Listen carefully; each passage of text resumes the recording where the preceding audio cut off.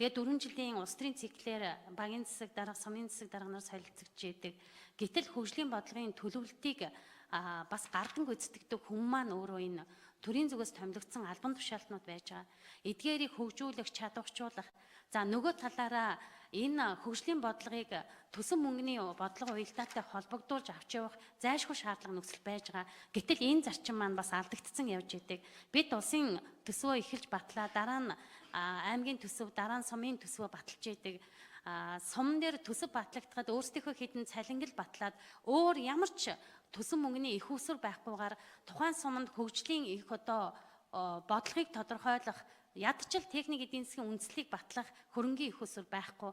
Тухайн сум урт хугацаанд 2030 он хүртэл яг энэ салбар дээр энэ бодлогоо баримталж хөгжүүлнэ гэсэн ийм хөрөнгийн их усүрийг нь байхгүйгээр л бид дээрээсээ доошо чихтэй ийм төсвийн бодлогын уялдаатайгаар ажиллаж байгаад бас нэг анхаарлаа хандуулж ажиллах хэрэгтэй байгаа.